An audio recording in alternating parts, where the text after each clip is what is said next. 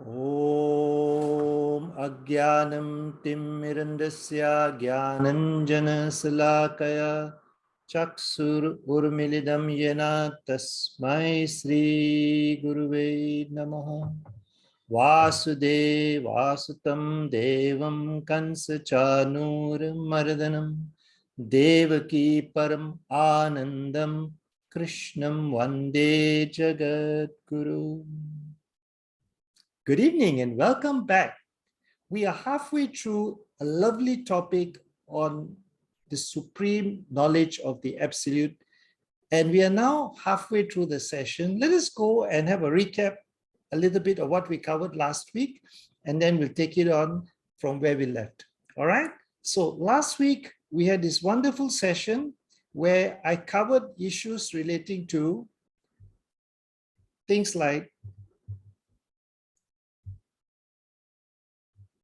what is the knowledge of the Absolute? That is chapter 7. And we realized that the knowledge of the Absolute is consisting of two things: jnana, energies, and vijnana, regarding the sweetness.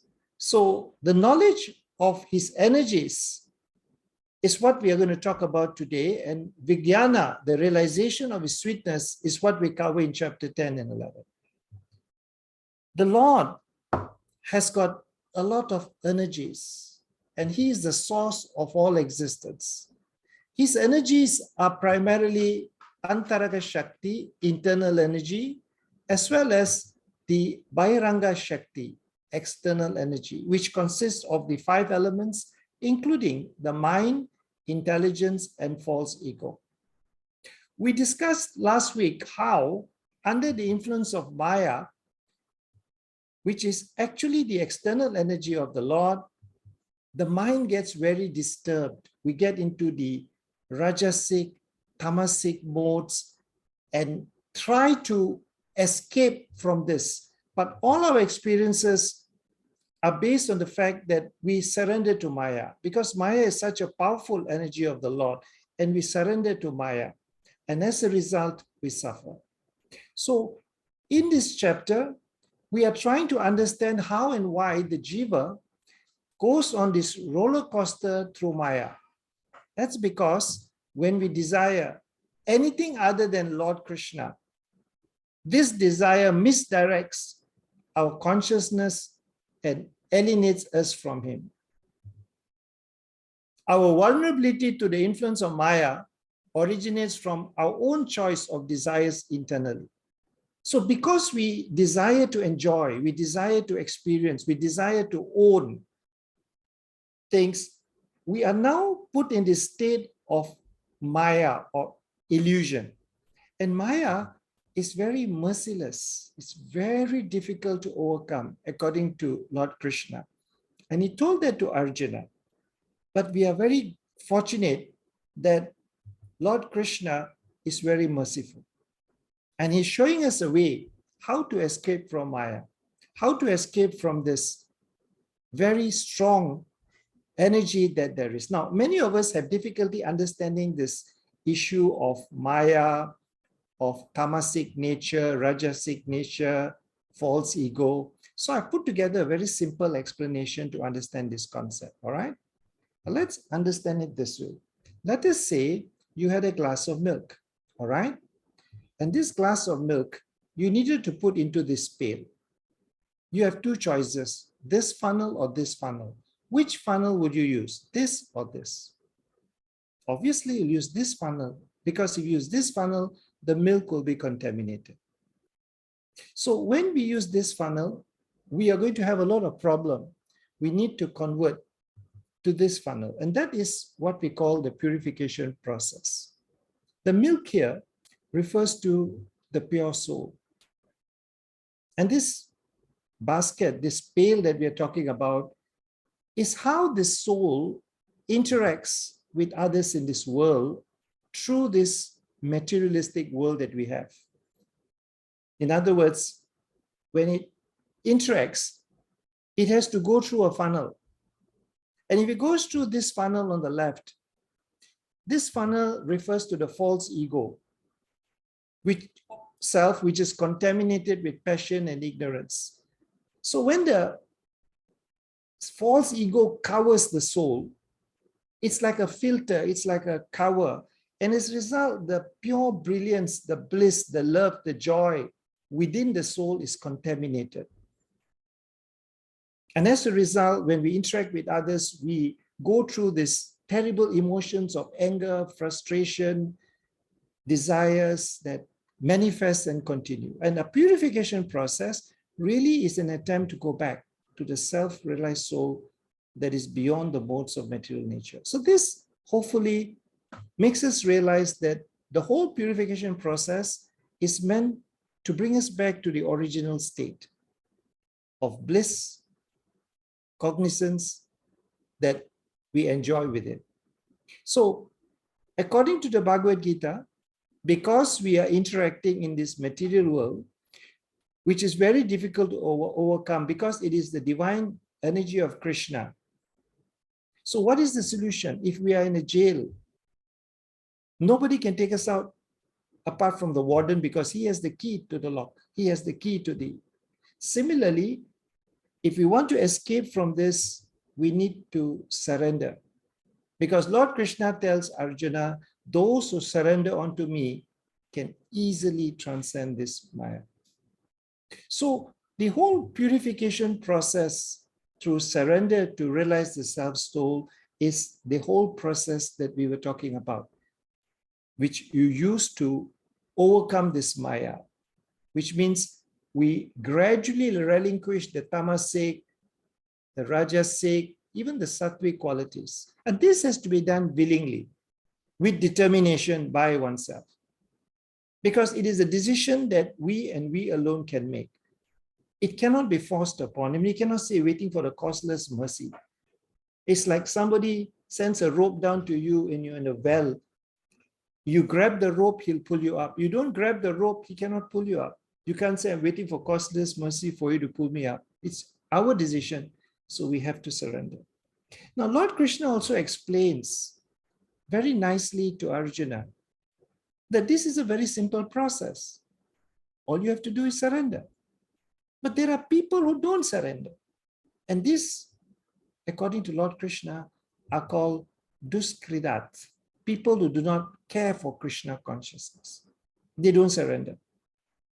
And they are people who are basically having the knowledge stolen by Maya, by material influences, by desire for self-gratification. They're grossly foolish people. And they have this atheistic nature. To them, God does not exist. They are like people who have got the funnel that is so contaminated that it is blocked. And this kind of people, these miscreants or impious people, there are four types. There is the muddha, people who work hard solely for material senses. There is the nara adhama, people who have lost the chance of reviving lost relationship with the Lord. There is the maya aprartha asitra, knowledge stolen by Maya. And finally, we have the asuram bhavan ashrita, demonic atheists. So these are the four kinds of impious people who never surrender to Lord Krishna. And so they remain in this cycle of birth and death. We have, apart from these people, people who do render devotional service. So they are one step ahead. And why do they render devotional service? Because of a few reasons. Some is because of fear, some because of desire, some out of duty, and some out of love. So these are reasons people render devotional service. And this devotional service actually goes step by step, you know. Initially it's fear, and then it goes on to a desire, and then people see it as a duty, and finally ultimate love. And Lord Krishna describes to Arjuna what these four types of devotees are. And he calls them the terms. Arati are people who seek relief from pain, sorrow, difficulties in life. They're like the child, just seeking out. They just want relief.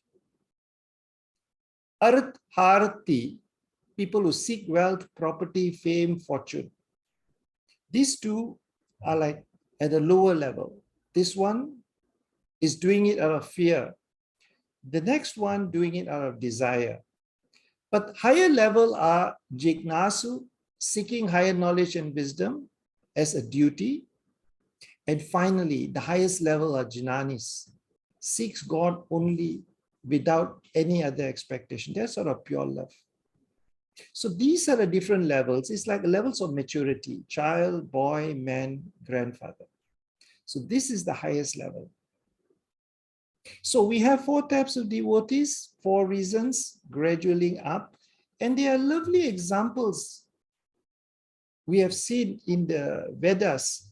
So many stories about Draupadi, when she was being disrobed. She called out for Krishna because out of fear, she wanted something. And Sugriva, Dhruva, they were seeking for prosperity, desired actions. Whereas Parikshit and Uddhava, they wanted to know about the Lord. But Narada, Bhishma, they are the highest of all devotees. Prahlad, they were jnanis. And these are the men of knowledge of God. And this, according to Lord Krishna, is the best.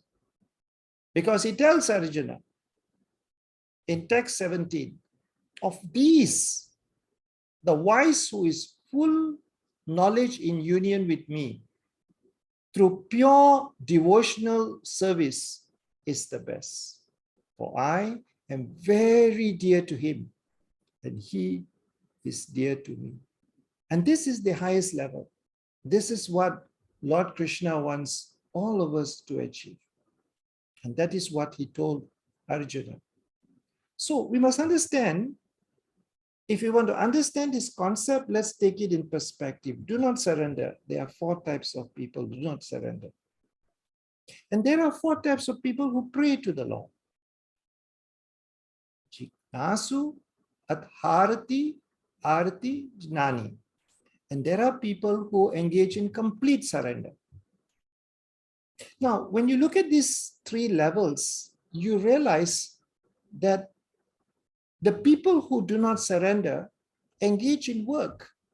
But this work in chapter 3 is described as vikarma. Things that are not according to scriptures, they commit sin. People who pray to the Lord, they engage in karma. But they have got fruitive desires.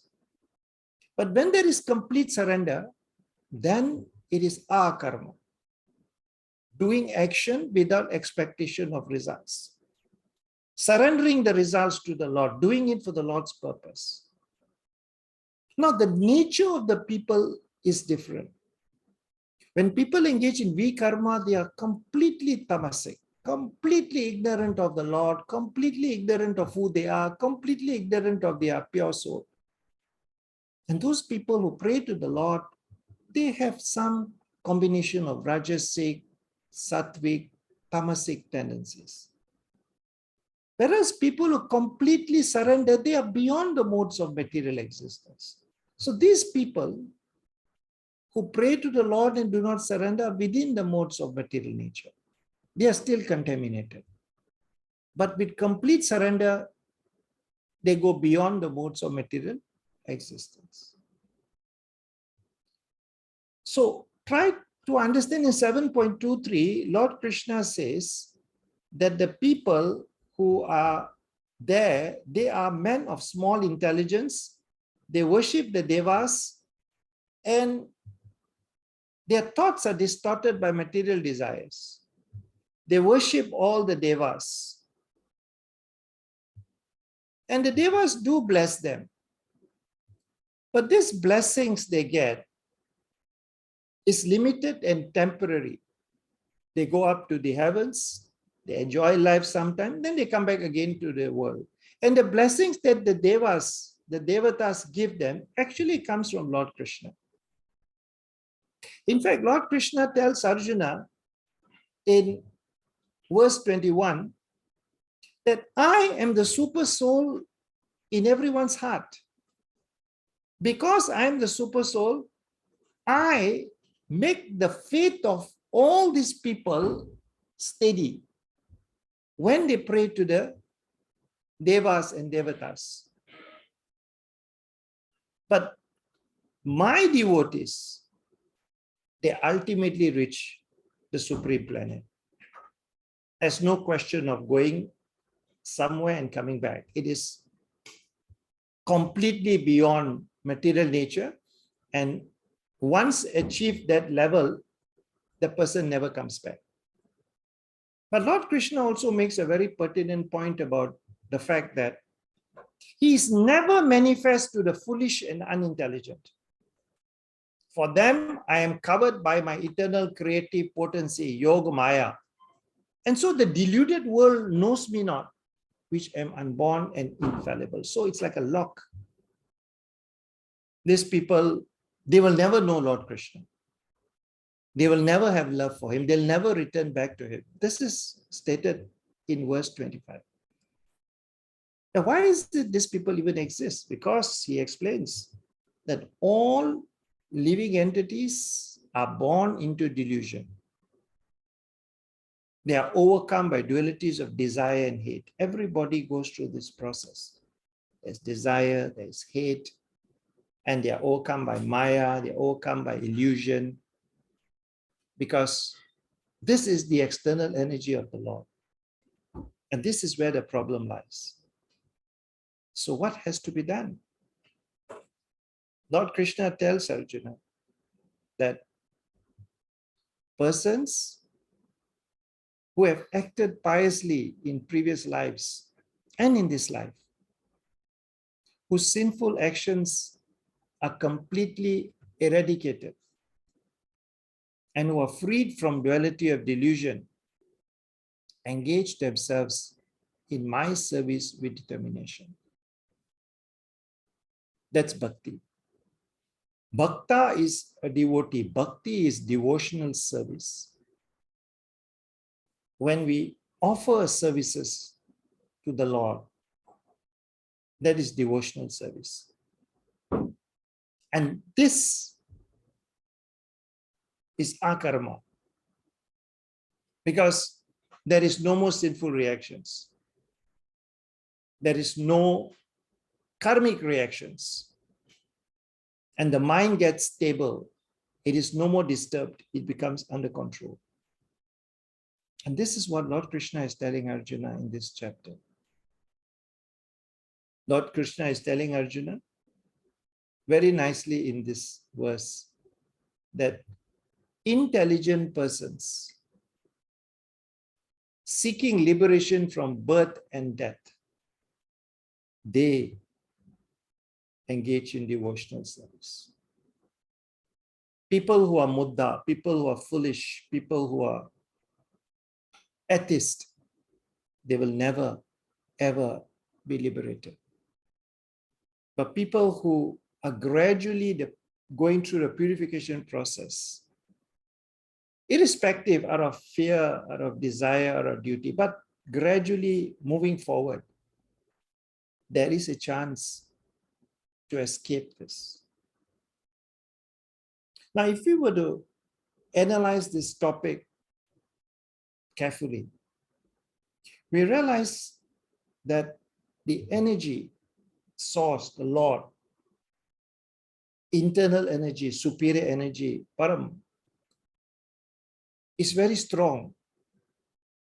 And the external energy also exists. But if we use that external energy, we use the mind, we use the intelligence, we use the false ego to try to satisfy our own gross body and senses, then we are focusing this way. We are looking away from the Lord. We are looking outward. What happens? We go through a whole range of different emotions: anger, lust, envy, fear. We go through a different mental state of intoxication, of illusion. Why? These are emotions. These are not feelings. Feelings and emotions are different. Emotions are how you emote. The word is emoe, coming out. You're expressing it. That's because of feelings. What is the feeling is in the heart. The feeling we have that results in these emotions is the feeling of emptiness, the feeling of bitterness.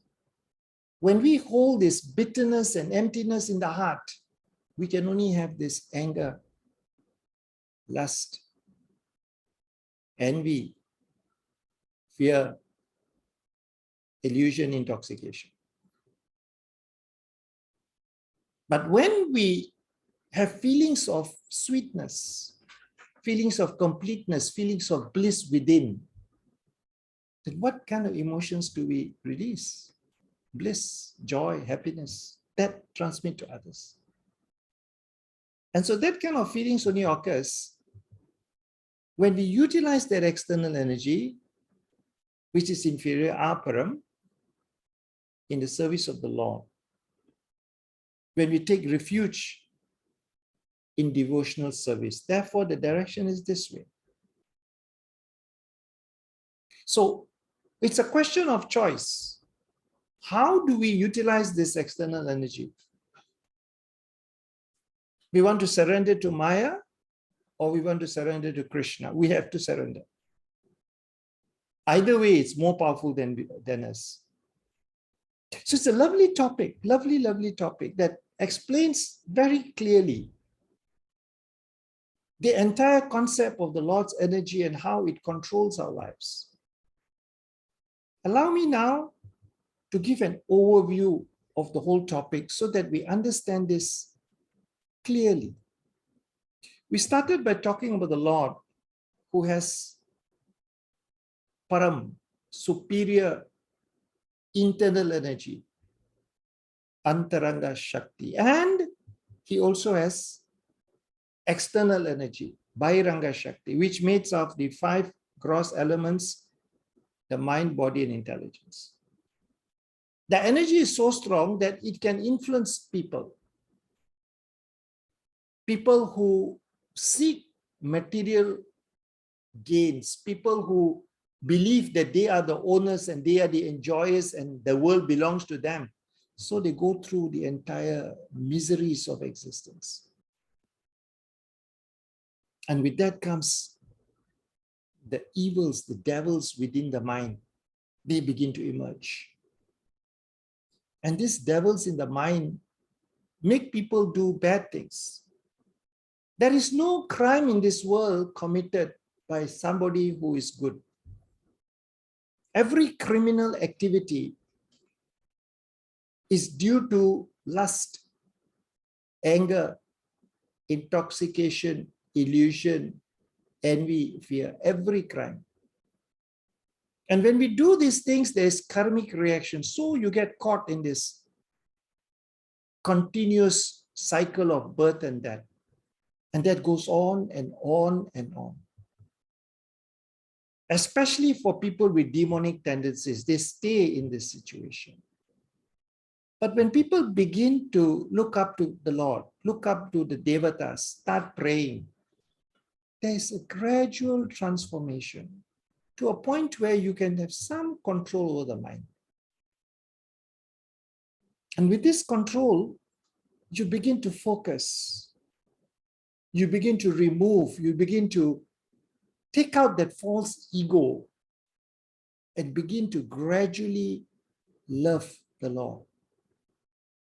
And in this situation, you're using all that external energies in his service. And by doing that, you escape from this cycle of birth and death and go back to Lord Krishna. I'd like to end this discussion with a story, which actually wraps up the entire discussion we had. There was a devotee who was a barber. And somebody one day came to his house, to his shop, and saw all the pictures of the lords around in his shop, and he says, "What stupid man are you? God doesn't exist. All this is nonsense. If God existed, why is there so much suffering in this world? Why are people dying? Why are there wars? Why are people struggling? All this God is not true, it's rubbish. Throw away these pictures." This barber quietly kept cutting, and he told this man, "Look outside the window." The man looked outside and he saw a very unkempt person, long hair, beard, very dirty looking. And he told this man,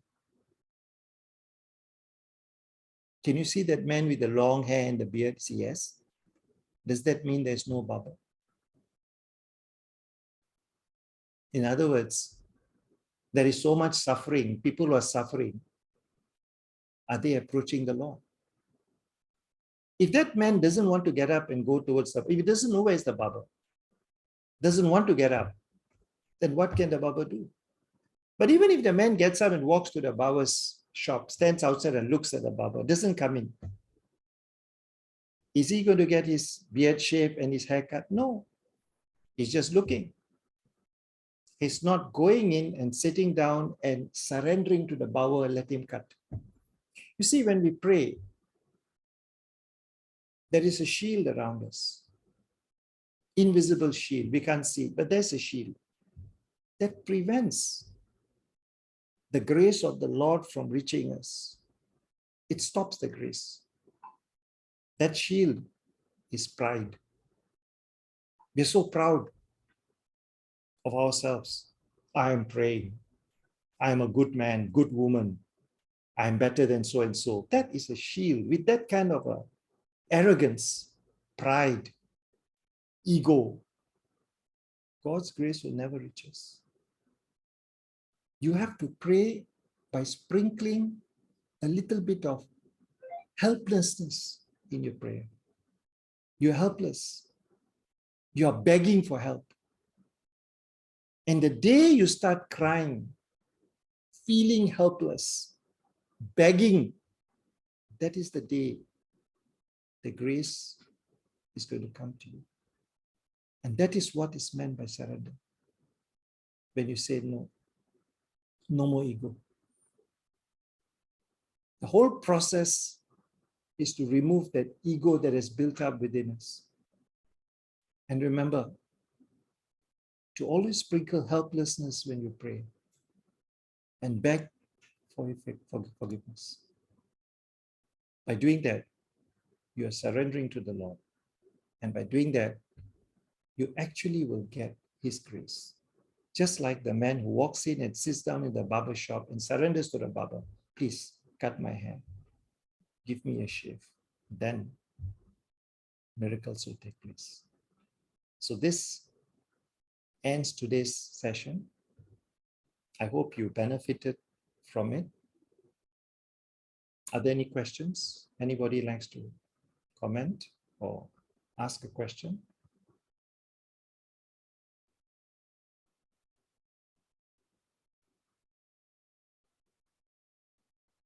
If there's no question, I'm going to share with you a very important message. Next week, we're going to talk about how to remember Lord Krishna.